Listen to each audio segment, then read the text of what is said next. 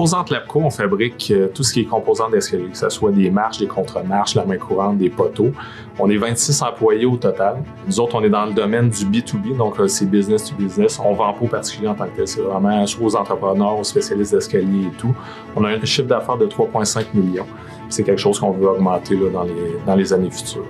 Qu'est-ce qui distingue Composantes Labco des concurrents? Je crois que c'est le service qui est apporté à chaque client. On essaie de donner le meilleur service possible tout en ayant le meilleur produit. Notre but, c'est d'être vraiment le chef de file, puis que quand on parle de composantes d'escalier, Composantes Labco soit la référence. Nos principales valeurs sont l'humanité, la transparence, le respect et l'intégrité. Ces valeurs-là nous permettent aussi de bâtir une relation de confiance à long terme, autant envers nos clients, nos fournisseurs et aussi avec nos employés. Composantes Labco a été fondée par Alain Labrec, Daniel Couture et Régent Labrec en 1986. C'était pour faire de l'installation d'escaliers. Milieu 90, on a décidé d'arrêter l'installation pour faire la production d'escaliers et de composantes.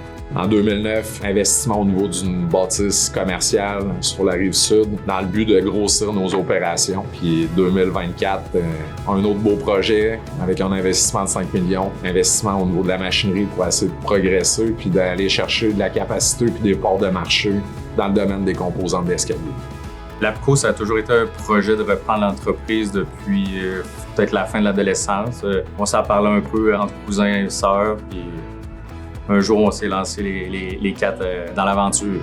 Aux alentours de 2004, moi, François, on a commencé à acquérir des connaissances sur le plancher. On est allé à l'école pour essayer d'aller chercher des choses qui allaient être utiles pour la compagnie. Suite à ça, Pierre-Luc et Laurie ont intégré la compagnie. En 2015, on a racheté les actions de nos parents.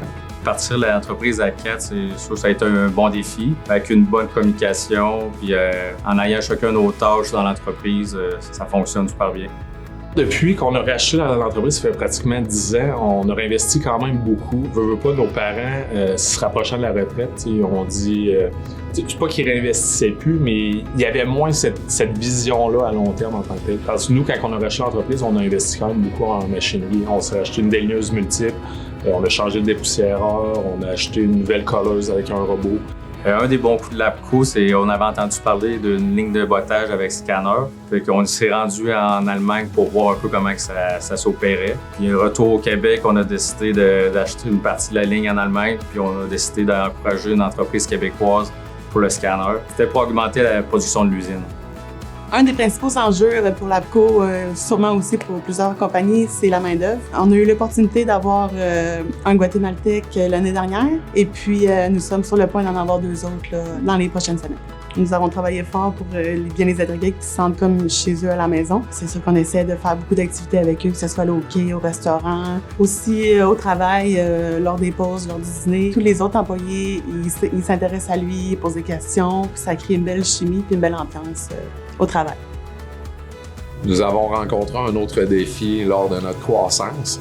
Ça a été l'approvisionnement en matières premières lors du fameux COVID. Avec les bonnes relations qu'on avait avec nos fournisseurs, ça a fait en sorte qu'on a passé cette bout-là qui était peut-être un petit peu plus rough, puis qu'on a pu dégager beaucoup de production. Une des causes qui nous tient à cœur chez Labco, c'est la valorisation des personnes avec des handicaps légers. Ceci nous a été transmis de mon père et de mon oncle. C'est une des valeurs qu'on a voulu garder, des valeurs humaines, avec aussi l'honnêteté et la transparence. Et puis aussi, on traite nos employés comme on aimerait être traités dans la vie de tous les jours. Donc, ça solidifie la relation qu'on a avec eux. Chez Labco, on veut offrir des produits qualité à nos clients. Puis pour nous, c'est très important de gérer bien les rentrées de bois. Dès qu'il y a du bois qui rentre chez Labco, il est testé directement en humidité. Donc, s'assurer que l'humidité dans les madriers de bois soit conforme, soit entre 6 et 8 %. Suite à ça, le bois est rentré dans l'usine et après ça, est redistribué dans les familles de produits. Puis pour nous permettre d'avoir une humidité qui est contrôlée dans l'usine, on s'est équipé d'un système d'humidification de toute l'usine. Dès qu'il détecte qu'on tombe en bas de 35 % d'humidité, il envoie des pulses d'eau dans l'air pour faire en sorte qu'on se tient toujours entre 35 et 40 % d'humidité. Donc, en ayant des produits contrôlés, on peut s'assurer d'offrir des produits de qualité à nos clients.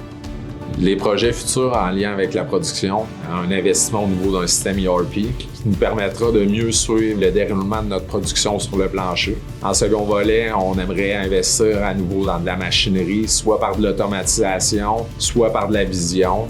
Nous avons la chance d'avoir une bâtisse qui est modulable. Donc, dans le futur, si nous faisons des investissements au niveau de la machinerie, la bâtisse a été conçue pour qu'on soit capable de faire des agrandissements. C'est sûr qu'on va être encore ici dans 10 ans parce qu'on a fait le choix d'avoir un terrain pour nous permettre d'agrandir. Donc, dans 10 ans, je nous vois encore ici. Je nous vois avoir fait peut-être 2 phases d'agrandissement en tant que tel. C'est sûr qu'on veut investir beaucoup en automatisation et tout, puisque notre noyau de personnel ne veut pas, il vieillit. T'sais, ça se planifie pas juste un an d'avance, il faut qu'on le planifie longtemps d'avance. C'est ça qu'on voudrait faire là. Un de nos sous-traitants a eu le contrat de rénovation des aires de restauration à Walt Disney Orlando. On doit avoir fait aux alentours de 20 000 tables, un pouce écart, chêne blanc. C'est une fierté pour nous autres de savoir qu'il y a un produit québécois, un produit canadien et présentement aux États-Unis sur le site de Walt Disney. Si j'avais un mot à définir l'APCO, ça serait adaptation. Parce qu'on s'adapte beaucoup, soit aux besoins de nos clients et tout, puis je pense que c'est important en affaires, surtout en 2025, d'être en mesure de répondre vraiment bien aux besoins des clients. Même si c'est pas quelque chose de standard, ce qui fait un peu notre force aussi. Si on fait autant de standard que de non-standard, je pense que c'est vraiment une force, puis ça définirait bien l'APCO.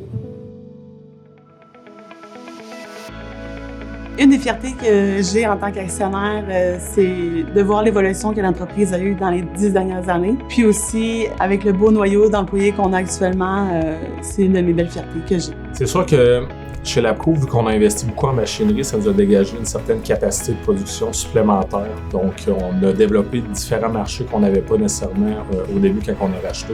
On a développé des ententes avec des nouveaux clients et tout, ce qui a fait en sorte qu'on a pratiquement doublé le chiffre d'affaires en 10 ans depuis le rachat de nos parents.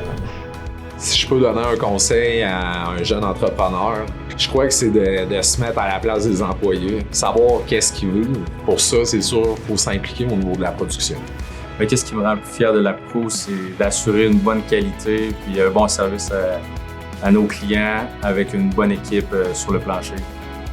Un conseil que j'ai pour les futurs entrepreneurs, c'est de croire en ses rêves, mais surtout d'y mettre tous les efforts pour y arriver.